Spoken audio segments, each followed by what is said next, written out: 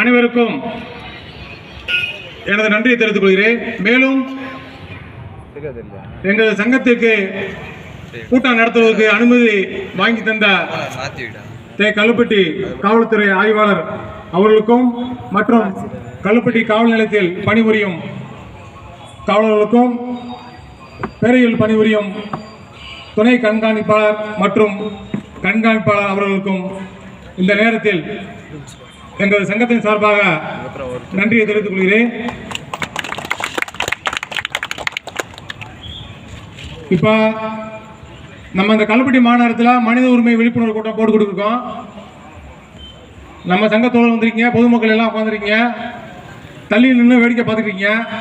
சில பேர் நினைப்பாங்க, இவங்களுக்கு ஏன் இந்த வேலை தேவையில்லாத வேலை, இவங்க வேலையை பார்த்தோமா குடும்பத்தை பார்த்தோமா அப்படி இருக்காம ஏன் இவங்களுக்கு இந்த தேவையில்லாத வேலை அப்படின்னு சொல்லி மனசில் என்ன தோணும். என்ன செய்வது, உங்களோட பிறந்துட்டோமே, இந்த பிறப்பு ஒரு பிறப்பு தான் நம்மளுக்கு. இதில் எப்படி வாழ்ந்தோங்கிறதே முக்கியம், என்ன சேர்த்தங்கிறது முக்கியம் இல்லை. ஏன்னா நீ எவ்வளோ கோடி பணம் வச்சாலும் ஒரே நைட்டில் செல்லாது போயிடுவாங்க. ஒரே நைட்டில் பொண்டாட்டி செல்லணும்னு சொன்னால் கூட சாத்தியம் இல்லை. ஏன்னா அதை கூட சொல்கிறது கூட அந்த அரசு தயங்காது. மனித உரிமைகள் என்றால் என்ன, லஞ்ச ஊழல் என்றால் என்ன, அப்படித்தான் பேசிக்கிட்டு இருக்கோம். மனித உரிமையை பற்றி, மனித உரிமைனா அடிப்படை கல்வி, உண்ண உணவு, இருக்க இடம், அதை பற்றிலாம் எங்கள் சங்கத்தோடு பேசிட்டாங்க. மனித உரிமைகளை பற்றி ஒரு பிரகடனம் செய்யப்பட்டது. எப்போ கிமு 539 பாரசீக அரசு மன்னர் அன்றைக்கே இந்த மனித உரிமை பிரகடனம் செய்யப்பட்டது. அதெல்லாம் வரலாறு படிக்கணும், நம்ம படித்தாலும் தெரியும். அதெல்லாம் வரலாறு வெளியே தெரியல. அதற்கு பிறகு அசோக பேரரசு இந்த மனித உரிமையை பற்றி அவர்கள் ஆட்சியில் பேசப்பட்டுள்ளது. அதன் பின்புதான் 2ஆம் உலகப் போரில் அதிகமாக மனிதர்கள் கொல்லப்பட்டதை கண்டித்து ஐக்கிய நாடுகள் சபைகள் ஒரு தேசிய மனித உரிமை ஆணையத்தை உருவாக்குவதற்காக 1946 ஆரம்பித்து 1948 தேசிய மனித உரிமை ஆணையம் உருவாக்கப்பட்டது. நமது இந்தியாவில் 1993 மனித உரிமை ஆணையம் உருவாக்கப்பட்டது. அப்புறம் மாநில மனித உரிமை ஆணையம் உருவாக்கப்பட்டது. இப்படிதான் மனித உரிமைகள் வரலாறு. இந்த மனித உரிமைகளில் அதிகமாக மீறப்படுவது யார் என்றால் மனித உரிமை ஆணையர் ஜெயச்சந்திரன் அவர்கள் போன 10 நாட்கள் முன்பாக ஒரு அறிக்கை வெளியிட்டிருந்தார். 93% காவல் நிலையங்கள் தான் நடக்கிறது என்று ஒரு அறிக்கையை தாக்கல் செய்துள்ளார். மீதமுள்ள அலுவலகங்களில் லஞ்சம், ஊழல், அவ்வாறு மனித உரிமை மீறல் நடக்கப்படுகிறது என்று அதிகமான புகார்கள் மனித உரிமை ஆணையத்துக்கு வருவது காவல் நிலையங்கள் தான் அப்படி என்று ஐயா ஒரு காணொலி காட்சியில் பேட்டி கொடுத்துருக்காங்க. இது ஏன் நடக்குது அப்படின்னு நம்ம கொஞ்சம் சிந்திச்சு பார்க்கணும். இப்போ மனித உரிமைகள் பற்றி பேசுகிறோம், சட்டங்கள் தெரியும், கட்டறிஞ்ச தம்பி எங்கே இருக்கீங்க எல்லாம் தெரியும். இப்போ எங்கள் பாப்பா எங்கள் வீட்டில் என் பொண்ணு வயசு பார்த்தீங்கன்னா 6 வயசு, ஒன்றா இப்போ சேர்த்துருக்கேன் நான். அது என் கூட பயணிச்சுட்டே இருக்கும். நான் போன நடக்கிற கூட்டத்துக்கு எல்லாத்தையுமே வரும் போகும், அது என்னோட பயணிச்சுட்டே இருக்கும். அது கேட்கும், எப்பா மனித உரிமைன்னா என்னப்பா, மனித உரிமைன்னா மனித உரிமைப்பா, இல்லைப்பா எனக்கு புரியுமா சொல்லுங்கப்பா. ஒன்றும் இல்லைப்பா, நீ நான் அம்மா 3 பேரும் 2 சக்கர வாகனத்தில் பயணிக்கணும் போல பயணிக்கும் போது நம்ம ஐயா காவல்துறை அதிகாரிங்க வண்டியை நிப்பாட்டி எல்லா ஆவணங்களும் சரியா இருக்கா அப்படின்னு சொல்லி பரிசீலனை பண்ணுவாங்க. அது அவங்க கடமை, பரிசீலனை செய்யத்தான் செய்வாங்க. மோட்டார் காவலர்கள் வண்டியோட ஓட்டுநர் உரிமம், காப்புரிமம் எல்லாமே இருக்கான்னு சொல்லி பரிசீலனை செய்து நம்ம மேலே வழக்க போடலாம். சட்ட ஒழுங்கு காவலர்கள் நீங்க வண்டி திருட்டு வண்டியை கொண்டு போறீங்களா, இல்ல திருட எதுவும் பொருள் திருடி கொண்டு போறீங்களா, இல்ல ஆயுதங்கள் கடத்துறீங்களான்னு சொல்லி பரிசீலனை பண்ணலாம். அவங்களுக்கு அந்த உரிமை இருக்கு. அப்ப நம்மளை வண்டியை தடுத்து நிறுத்தி எல்லா ஆவணங்களும் எடுத்துருவாங்க. அதுலயும் பாருங்க, அவங்க ஜீப்பில் உட்காந்துருப்பாங்க, இல்ல ஒரு வாகனத்தில் உட்காந்துருப்பாங்க. நம்ம இறங்கி போய் சொல்லணும். ஏன்னா அவரெல்லாம் அரசு அதிகாரிகள். நம்ம வெறும் வாக்கை செலுத்திட்டு வரியை கட்டி போட்டு ஒரு கவிதை படித்தேன். ஓட்டு போட்ட மக்களுக்கு ஒட்டு போட்ட ரோடு, ஓட்டு வாங்கி ஜெயிச்சவனுக்கு ஏசியில் காரு, எப்படி பார்த்தீங்கன்னா முதலாளி நம்ம ஓட்டு போட்டு வரையும் கட்டி போட்டு இவங்களுக்கு அடிமை மாதிரி நம்ம உட்காந்துட்டு இருக்கோம். இவங்க நம்ம வரி பணத்தில் நம்ம வாக்கு செலுத்தி ஆட்சி அமைக்கப்பட்ட அந்த அரசு நம்ம வரி பணத்தில் சம்பளம் கொடுக்குற அரசு அதிகாரிகள் போல செய்யப்படுறாங்க. இவங்க அதிகாரிகள் அல்ல, அலுவலர்கள். மக்களுக்காக வேண்டி வேலை செய்ய வந்த அலுவலர்கள் இவங்க வந்து அதை முதல்ல தெரிஞ்சுக்கணும். இவங்க புரிய வைக்கணும். நம்மளோட வேலை அதே. மனித உரிமை மீறல் காரணமே என்னன்னா இவங்க பூராமே அதிகாரிகள் வானத்திலிருந்து பிறந்து வந்த தேவதூதர்கள் என்று எண்ணிக்கொண்டிருக்காங்க. அந்த எண்ணத்தை முதல்ல மாற்றணும். நீங்களாம் வந்து எங்களுக்கு வேலை செய்ய வந்தவங்க, எங்களுக்கு சம்பளம் வாங்கி எங்கள்கிட்ட சம்பளம் வாங்கி எங்கள் வரிப்பணத்தில் சம்பளம் வாங்கி எங்களுக்காண்டி வேலை செய்ய வந்தவங்க, எங்களுக்கு பாதுகாப்பு கொடுக்க வந்தவங்கிறத புரிய வைக்கணும். அப்போ நம்ம ஆவணங்கள்லாம் சரி பண்ணி சரி பார்த்துட்டு சரியா இருக்குங்க நீங்கள் போகலாங்க அப்படிம்பாங்க. அது வந்து அவங்க கடமை. அப்பா என்ன கேட்பேன் நான், பாப்பா ஐயா எல்லா ஆவணங்களும் சரியா இருக்கு இல்லைங்க, சரியா இருக்கும் எழுதி கொடுங்க. எழுதி தரமாட்டாங்க. நான் எழுதி கொடுங்கன்னு கேட்பேன். நான் கேட்டிருக்கேன், கேட்பேன். அது நம்மளோட உரிமை, அடிப்படை உரிமை. இதை கேட்கணும். அவங்க எழுதி தர மாட்டாங்க. அப்போ என்ன சொல்லுவாங்க, அவங்க மேலே வழக்கு போடுவோம்பாங்க. வழக்கு போடுங்க, வழக்கு போட்டால் தானே நான் யாருன்னு தெரியும், வழக்கு போட்டு பாருங்க நான். ஏன்னா 5 மதம் அடிப்பணி வந்து தமிழில் பரம்பரைக்கே கிடையாது. 5 மதம் அடிப்பணி வந்து தமிழில் பரம்பரைக்கே கிடையாது. எங்கள் அக்பர் ஐயா கற்றுக் கொடுத்தது ஒன்று தான். அச்சம் என்பது மடமையடா, 5ஆவதை தமிழர் உடைமையடா, 6 சாவு 100 சாவு, லஞ்ச ஊழலை ஒழிப்பது, மனித உரிமை காப்பது நம்ம கடமை அப்படின்னு அக்பர் ஐயா எங்க மாமா கற்றுக் கொடுத்துருக்காரு. அதுபடிதான் நாங்கள் நடந்துகிட்டு இருக்கோம். அதனால நீங்க ஆவணம் செய்யுங்க, உங்க கடமை செய்யுங்க, நாங்கள் தடுக்க மாட்டோம். ஆவணம் செஞ்சுட்டு சரியா எழுதி கொடுங்க. அதில் உங்களுக்கு பிரச்சனை வரும். என்ன பிரச்சனை வரும்? வண்டியோட இன்சூரன்ஸ் டைம் முடிய போகுது அப்படின்னு உங்களுக்கு சந்தேகம் வந்தால் நீ தேதியை போட்டு எழுதி கொடுங்க. இந்த தேதி வரைக்கும் இவருக்கு சரியா இருக்கு, இந்த தேதி முடிஞ்ச பிறகு சரியா இருக்குன்னு எழுதி கொடுங்க. மற்ற காவலத்தை காமிச்சு போய்க்கிருப்போம். இங்கேருந்து விருதுநகர் போகக்கூடிய 3 இடத்துல நிற்கிறீங்க. நாங்கள் இறங்கி காமிச்சிருப்போம். கல்யாணத்துக்கு போகிறவங்க வளகாப்புக்கு தான் போய் சேர முடியும். நாங்கள் இறங்கி காமிச்சிக்கிட்டு இருந்தா நீங்கள் எங்களுக்கு சரியா இருக்குன்னு சொல்லி எழுதி கொடுங்க. நாங்கள் வாட்டுக்கு போய்கிட்டே இருப்போம். நாங்கள் வாட்டுக்கு அப்படித்தான் மனித உரிமை நடக்குது பாப்பா அப்படி சொல்லுவோம். இப்போ மனித உரிமையில அடிப்படை உரிமை கல்வி. கல்வி நிறைய பணம் இருந்தா, இப்போ உதயமாரி பேசினாலும் நிறைய பணம் இருந்தா ஐசிஎஸ்சி கல்வி, பிசிஎஸ் கல்வி, மெட்ரிகுலேஷன் கல்வி அப்படின்னு சொல்லி பணத்துக்கு வாரியா அப்படியே ரக வாரியா பிரித்து வச்சுக்கோங்க. கல்வி வந்து மாநில உரிமை, மாணவனுடைய உரிமை. இதை சரியா சமமா கொடுக்க வேண்டியது அரசின் கடமை. இதை சரியா கொடுக்கறது இல்லை. ஏன்னா அதிகமாக பணம் வச்சிருக்கவங்க ஆங்கில வழி கல்வியெல்லாம் படிக்கிறாங்க, அந்த பிசிஎஸ் கல்வி ஐசிஎஸ் கல்வியில் படிக்கிறாங்க. பணம் இல்லாதவங்க எங்கள் மாதிரி கூலி வேலை செய்கிற பிள்ளைய வந்து அரசு பள்ளியில் படிக்கிறாங்க.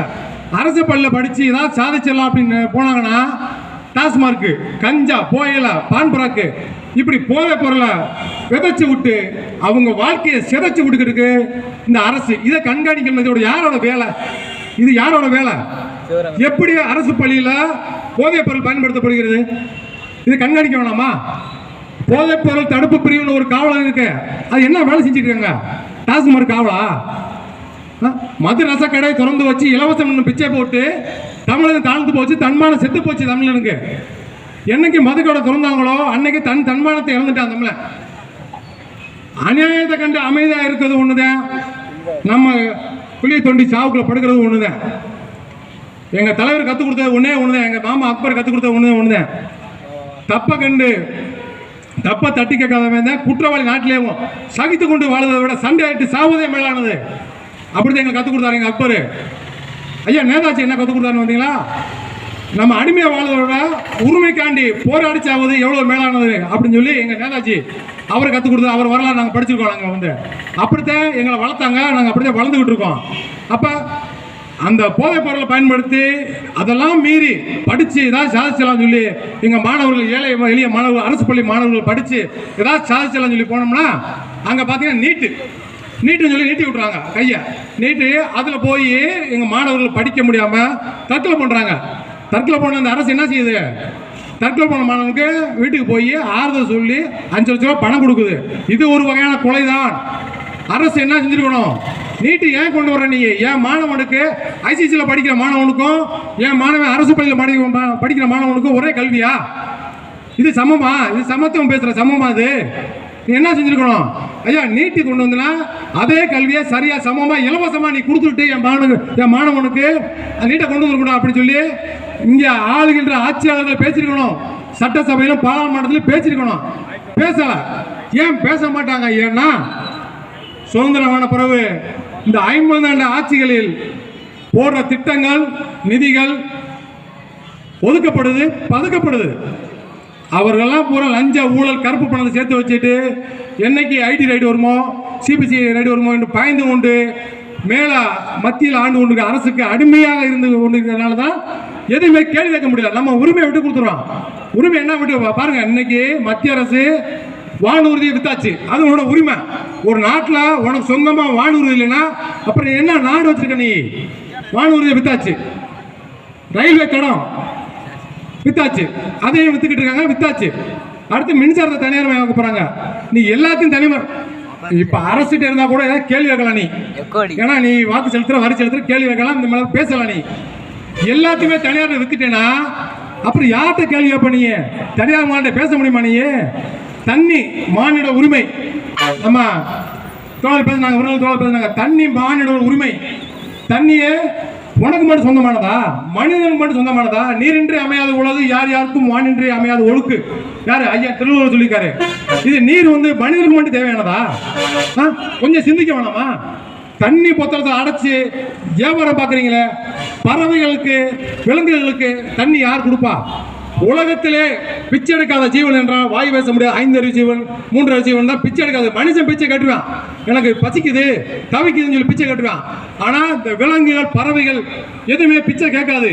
ஏன்னா அது தன்மானத்தோட வாழக்கூடியது, உழைச்சி சாப்பிடக்கூடியது, யாரும் கெடுக்க எண்ணம் அதுக்கு இருக்காது. இந்த மனுஷன் தான் ஒருத்தனை மிதிச்சு ஒருத்தனை அமைக்கிதான் முன்னேறுங்கிற எண்ணம் இருக்கும்.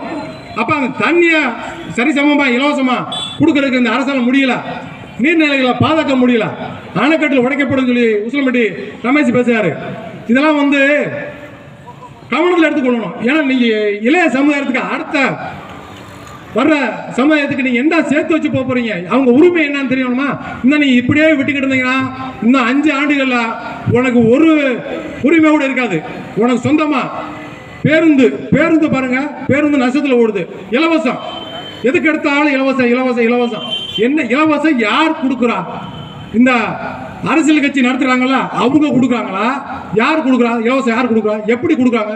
கேள்வி வேணுமா உங்களுக்கு? எதை கொடுத்தாலும் வரிசை. ஏன்னு கேள்வி வைக்கிறாரு. எல்லாம் நீங்க, நான் நிற்கிறேன் வரிசையில், பேச கடையில் வரிசை, விஓ ஆஃபீஸில் வரிசை, தாலுகா ஆஃபீஸில் வரிசை, மாவட்ட ஆட்சியர் வரிசை, எதெல்லாம் மனு கொடுறா, எதனாலும் கிடைக்கும்டா. இதெல்லாம் ஒரு என்ன நல்ல சிந்தனை வேணாமா? இலவசம் எப்படி கிடைக்குது நம்மளுக்கு? இந்த அறிக்கை, இந்த அரசு அமைஞ்சோன்ன ஒரு அறிக்கை வந்திருக்கு. இந்த நிதியாண்டில் தமிழன் கடன் சுமை 5 லட்சம் கோடி, ஒரு குடும்பத்துக்கு 2 லட்சம் கோடி தினத்தேந்தில் வந்திருக்கு. இந்த கோடி எப்படி வந்துச்சு? இந்த கடன் யாரை கேட்டு வாங்கினாங்க? ஒரு குடும்பத்துக்கு 2 லட்சம் கோடி கடன் வந்துச்சு. இந்த கடனை யார் கேட்டு வாங்கினா? யாரை கேட்டு வாங்கினாங்க? 2 லட்சம் ரூபா கடன் குடும்பத்தை யாரை கேட்டு? நம்மளை கேட்டாங்களா? அந்த அரசு நீங்க வாங்குறீங்களா இலவசம்?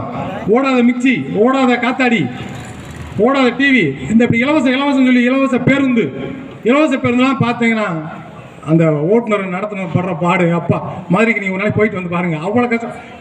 இலவசம் எப்படி? நீங்கள் அந்த அரசியல் கட்சியில் இருந்த அந்த நிதியிலேருந்து எடுத்து கொடுக்குறீங்களா?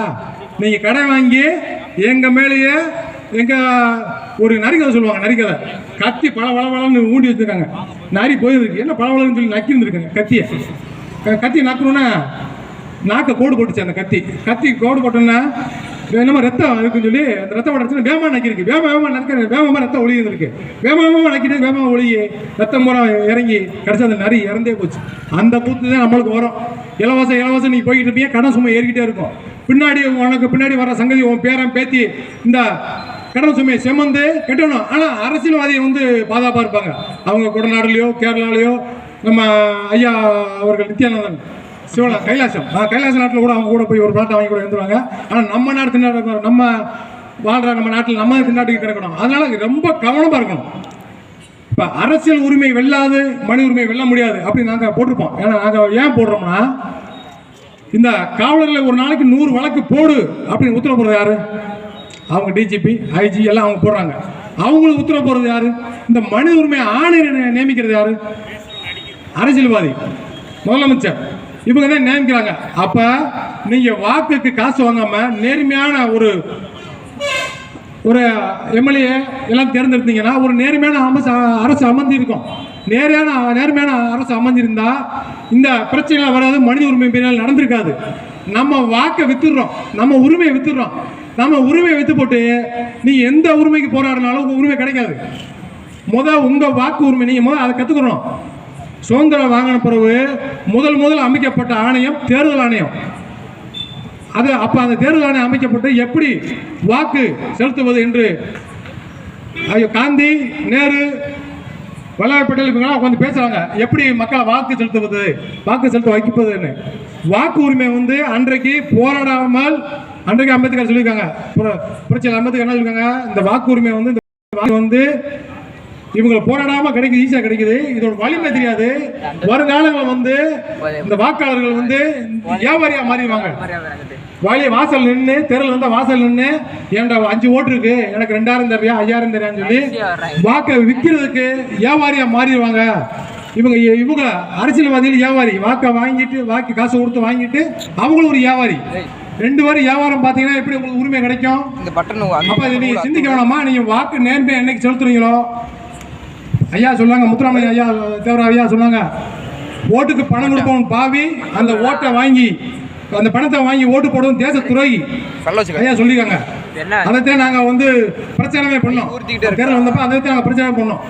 நீங்கள் உண்மையிலே அவரை நேசிக்கிறீங்கன்னா, அவர் கொள்கையை நீங்கள் ஏற்றிருந்தீங்கன்னா, நீங்கள் ஓட்டுக்கு பணம் வாங்கிக்க கூடாது, நேர்மையாக வாக்களிச்சிருக்கணும்.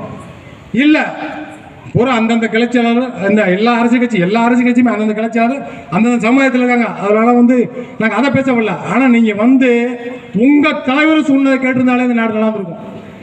எவ்வளோ பல்வேறு அரசியல் கட்சி நாட்டில் இருக்கு. ஒரு கட்சினாலும் நம்ம கட்சியில் இருக்க தொண்டை குடிச்சிங்கன்னா எங்கள் கட்சியில் உங்களுக்கு உறுப்பினர் அடையாளம் கிடையாது. ஏதாவது ஒரு கட்சி சொல்லுங்க, ஏன் சங்கத்தில் நான் கலைச்சிட்டு நாங்கள் விளைவிக்கிறாங்க. ஏன்னா மாணவர்கள் ஒழுக்கமாயிருவாங்க. ஒரு கட்சி கூட போட்டு என்ன ரமேஷ் கோழி பிரியாணி கொடுத்து தான் கூட சேர்க்குறாங்க. எங்கள் அமைப்பில் அப்படி கிடையாது.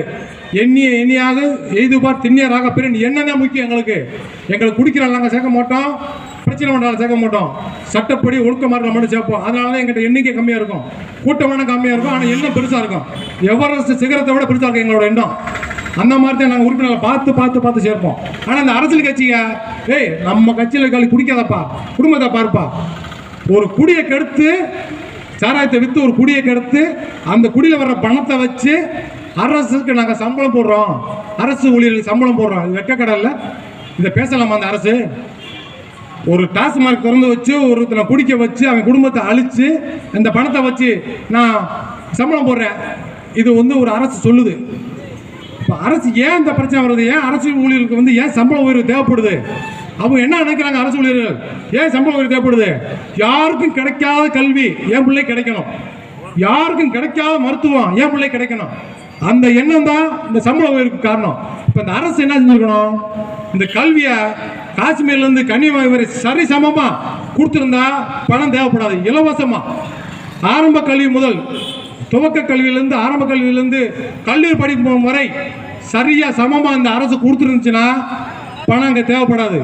மருத்துவம் ஆக சிறந்த மருத்துவம் இந்த அரசு சரியா சமமா முதலமைச்சருக்கு கிடைக்க வேண்டிய அந்த மருத்துவம் என் கடைக்கோடியில் உள்ள ஏழை விவசாயி கொடுத்துருக்கணும். அந்த மருத்துவத்தை இன்னைக்கு அரசு மருத்துவமனை மதுரையில் போய் நீங்க படுத்தீங்கன்னா, நான் சொல்லல, நியூஸ் பேப்பர்ல போட்டுருக்காங்க,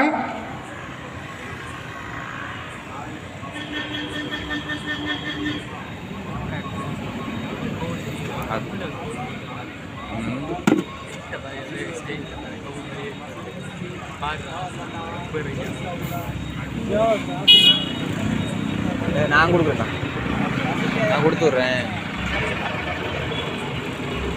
மதுரை மாவட்ட ராஜாஜி அரசு மன்றத்தில் பார்த்தீங்கன்னா அங்கே படிவுற ஊழியர்கள் தினமரில் வந்திருக்கு. அங்கே படிவு ஊழியர்கள் லஞ்சம் 50 ரூபா இல்லாமல் வார்டுக்குள்ளே நீங்கள் போக முடியாது. அங்கே ஒளிர கட்டடம் படுக்கை இல்லை. எங்க சங்கத்தோட விபத்துல போய் ராமர் மரவடி கச்சாரு, அவர் விபத்துல போய் படுத்திருந்தப்ப அவருக்கு முறையான சிகிச்சை வழங்கப்படலாம் அரசு மருத்துவமனையில். அப்புறம் எப்படி போய் அரசு மருத்துவமனையில் போய் பொதுமக்கள் நம்பி படுப்பாங்க? நீங்க எப்படி சிகிச்சை அளிப்பீங்க? நம்பி படுப்பாங்க. கண்ணன் எங்க சேவை சொன்னாங்க, அரசு மருத்துவமனையில் அவளை சொன்னாங்க, என்னோட பையனுக்கு தான் மஞ்சக்காமல இருந்துச்சு, மஞ்சக்காமல இருந்தப்ப பேர அரசு மருத்துவமனை அனுப்பிவிட்டேன். சும்பாரத்தில் அந்த வசதி இல்லை, ரத்தம் மற்றும் சிறுநீரகம் பரிசோதனை பண்ற அந்த வசதி இல்லை. அதனால பேரருக்கு பரிந்துரை பண்ணாங்க, பேரருக்கு அனுப்பி விட்டேன். நான் பேரூர் போனப்ப அங்க மருத்துவர் அவர்கள் ரத்தம் மற்றும் சிறுநீரக பரிசோதனை செய்து வருமாறு கேட்டு எழுதி விட்டுருந்தாங்க. ஆனால் அங்கே உள்ள அந்த இரத்த பரிசோதனையாளர் வெறும் சிறுநீரகம் மட்டும் பரிசோதனை பண்ணி உங்களுக்கு மஞ்சக்காமல் இல்லை என்று எழுதி கொடுத்து அனுப்பிட்டாங்க. என் பையன் அப்படி சோர்வாக படுத்திருந்தான். எங்களுக்காக ஒரு மனசு சந்தேகம் வந்துச்சு. தனியார் பரிசோதனை நிலையத்தை எடுத்து பார்த்தா உயிருக்கு ஆபத்தான நிலை இருந்துச்சு.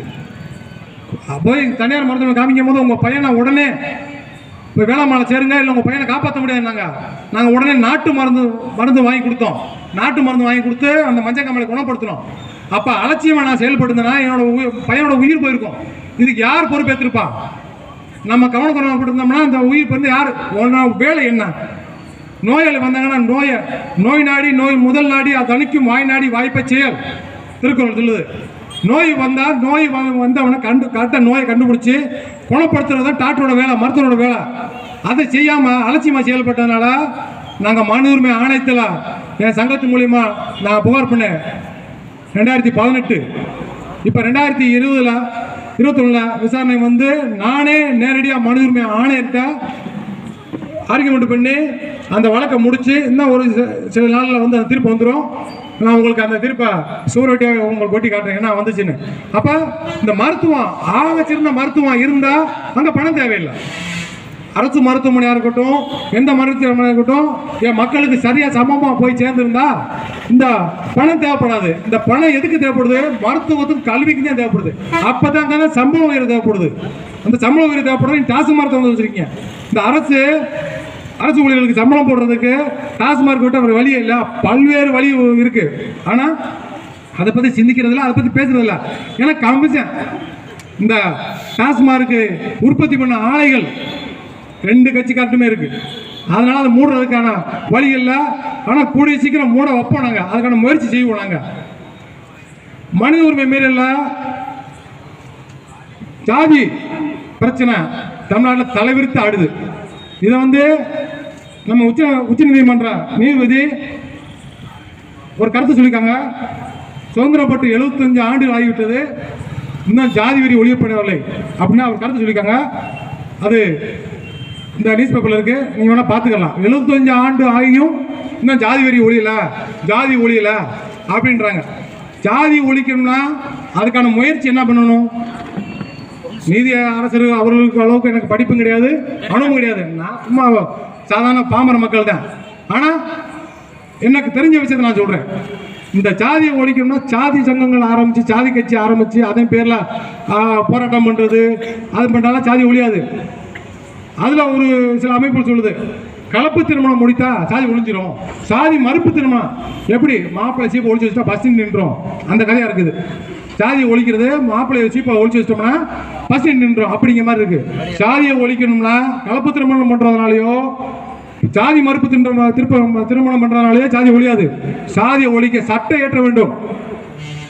இந்தியாவில் வாழும் அனைத்து மக்களும் ஒரே மனிதர்கள் தான் அப்படிங்கிற ஒரு சட்டம் ஏற்றினா மட்டுமே இங்கே சாதியை ஒழிக்க முடியும். ஏன்னா என்னோட அனுபவத்தில் நான் பார்த்துருக்கேன்.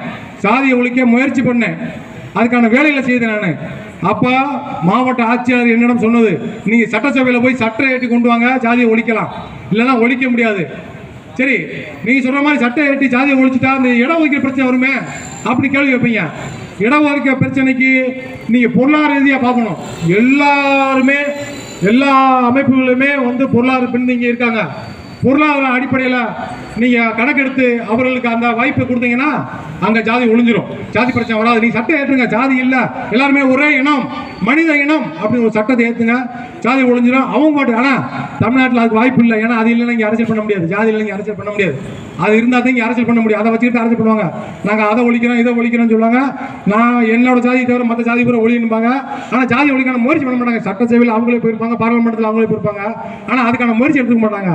சட்டம் ஏற்றணும், சட்டம் ஏற்றி ஜீவோ போட்டு, ஜீவோ நம்பர் போட்டு, ஜாதிகள் இல்லை, இந்தியா முழுக்க ஒரே மனித இனம் மட்டும்தான் அப்படி சொன்னால் மட்டும்தான் இங்கே நடக்கும். சரி, நீ சொல்கிற மாதிரி சட்டம் ஏற்றி பொருளாதார அடிப்படையில் இடஒதுக்கீடு கொடுத்து ஜாதியை ஒழிச்சிடோம்னா கலப்பு திருமணத்தில் நடக்கிற அந்த வன்கொடுமையை நிறுத்தப்படலாமா அப்படின்னு கேட்டிங்கன்னா அப்பயும் பண்ண முடியாது.